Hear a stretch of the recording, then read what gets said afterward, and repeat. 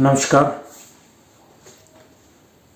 आप सबका रुद्रा वैदिकास्ट्रो में बहुत बहुत स्वागत। आज बात करते हैं गोचर के एक और श्लोक की,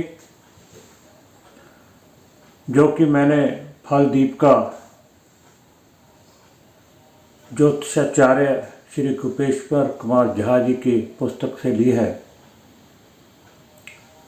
पेज नंबर 645 और श्लोक नंबर है 31, जिसमें गोचर में जब ग्रह कोई शुभ भाव में गोचर कर रहा होता है तो वह फल कैसा करता है। अगर शुभ भाव में कर रहा है गोचर तो वो फल कैसे करेगा।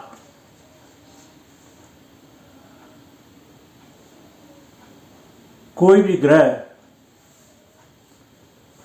ग्रह जब अनिष्ट भाव से गोचर करता है, यानी उसकी चर्चा और शुभ भाव से चर्चा की है। श्लोक है, अनिष्ट भाव स्थित खेचरेंदे। अनिष्ट भाव स्थित खेचरेंद्र। अनिष्ट भाव में खेचरेंद्र ग्रह, जब कोई ग्रह गोचर वश अनिष्ट भाव में स्थित हो, यानी अशुभ भाव से गोचर कर रहा हो, परंतु स्व उच्च स्व गेहो वा गतो यदि स्यात्, वो अपनी उच्च राशि का या अपनी स्व राशि का होकर जा रहा है। कोई ग्रह D1 चार्ट में अनिष्ट भाव का बैठा है और गोचर में वो अपनी स्व राशि या उच्च राशि का होकर गोचर कर रहा है, उसने अशुभ फल देना था। अपनी स्व और उच्च राशि का होने के थे वो अशुभ फल नहीं देगा। भाव जो उसने हानि करनी थी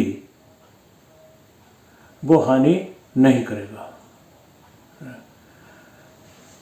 अनिष्ट भाव स्थित खेचरेंद्र, अनिष्ट भाव में स्थित जो ग्रह है, वो अपनी स्व उच्च स्व गेहो व गतो यदि स्यात्, अगर वो अपनी उच्च राशि का या अपनी स्व राशि का होकर गोचर कर रहा है, उसने जो D1 चार्ट में जिस भाव का भी वो स्वामी था, उसने फल देना था, वो अशुभ फल नहीं देगा, क्योंकि वो इस समय अपनी स्वयं की राशि और अपनी उच्च राशि का होकर जा रहा है, यानी कि वो हानि नहीं करेगा। अगली दो लाइनों में क्या लिखा है, न दोष कृच्योत्तम भावगश्चेत। न दोष कृच्योत्तम भावगश्चेत पूर्ण फलम यच्छति ग्रे गोचरेषु। अगर वो शुभ भाव से होकर गोचर कर रहा है और अपनी स्व राशि और उच्च राशि का होकर शुभ भाव से कर रहा है, और उसने जो D1 चार्ट में अपना फल देना था वो पूर्ण शुभ फल देगा। यानी जब कोई भी ग्रह अनिष्ट भाव से गोचर कर रहा है, परंतु वह अपनी स्व राशि का या उच्च राशि का है, उसने अपने अशुभ फल देना था, परंतु वो अशुभ फल स्व राशि का और उच्च राशि का होने के कारण नहीं देगा।